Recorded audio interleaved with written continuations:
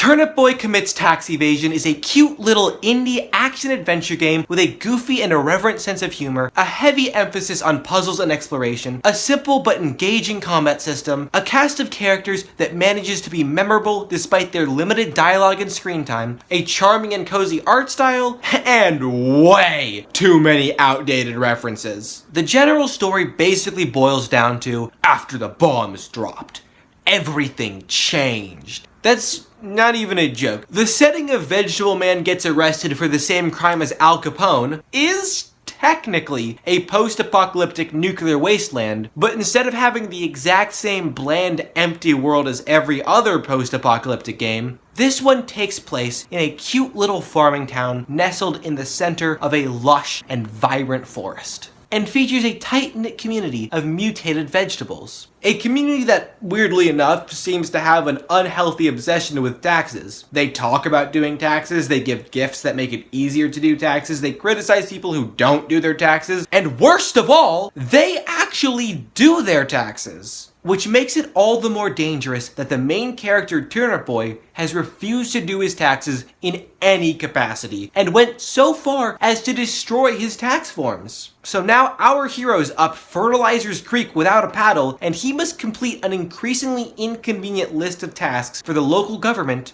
or risk something. Actually, the game isn't particularly clear on what the punishment for tax evasion is. I would assume it's imprisonment in the pickle jar, which honestly might be a fate worse than death, depending on your proximity to a particular Redditor and his radiator.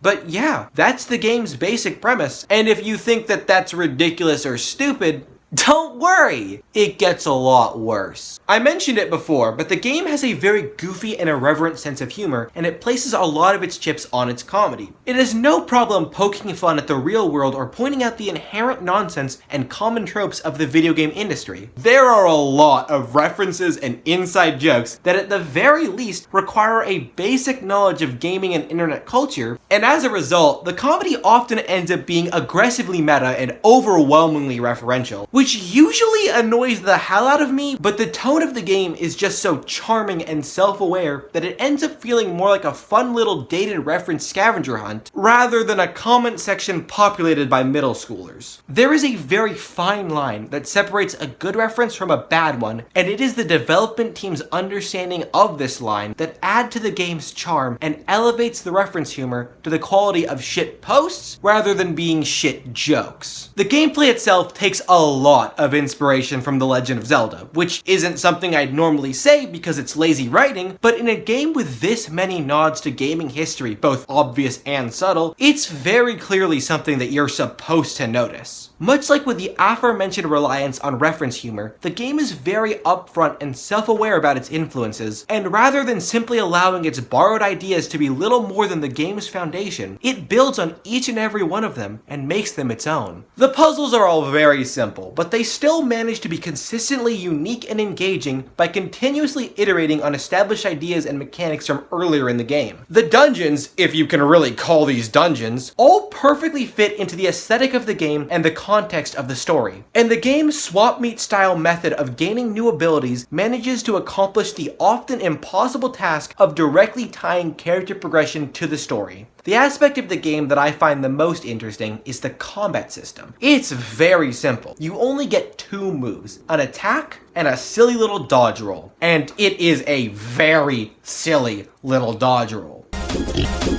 I know it sounds simple and underdeveloped, but that's kind of what makes it great. The vast majority of enemies can only attack you by running into you, and almost all of them die in just a few hits. Even the bosses, who have massive health bars and hit like trucks, can easily be dispatched through a series of simple puzzles that take advantage of the current questline's items and mechanics rather than focusing on head-to-head combat. Because of the way its combat system and boss fights are set up, the main storyline very rarely offers up any sort of challenge, and as a result, it becomes increasingly obvious that combat is not the main focus of the game. The developers very clearly want their puzzles, comedy, and character writing to take center stage, while the combat system operates mainly in the background. That is, until you reach the post-game, which is a theoretically infinite, tough as nails roguelite dungeon crawler where every room gets exponentially more difficult until you inevitably succumb to the endless challenges of the limitless line. It is in this post-game side mode that the combat system simplicity transforms from being a vessel for effortless victory into being the game's greatest source of difficulty. There are no flashy gimmicks, hidden tricks, secondary weapons, or alternate abilities. All you have is your shovel and your dodge roll. Your ability to progress in this side mode is entirely reliant on your skills and understanding of the game,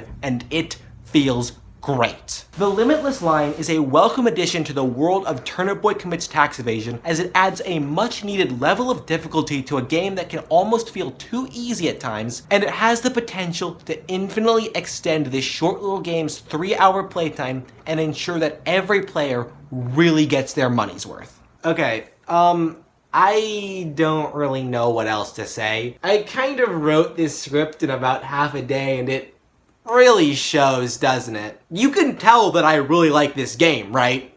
Because I do. It's a very good game, and like any good game, the final boss is an eldritch abomination beyond human comprehension. Actually, they all kind of are. But it is kind of insane how badass some of these boss fights made me feel, despite being completely ridiculous. I mean, I am a turnip using a watering can to fight an onion who is attacking me by throwing radioactive forks that he made with his mind. It's the dumbest thing I have ever experienced, and yet it felt so fucking cool. And I think that perfectly sums up every aspect of this game. So incredibly stupid, but still a treat to experience from start to finish. Turnip Boy Commits Tax Evasion is a game that I purchased purely because of its name, and fortunately, it ended up being well worth the investment. We won't pay our taxes, we've got rent and we've got bills. There's layers to the onion and his bureaucratic drills. All you flora, all you fauna, let us eventually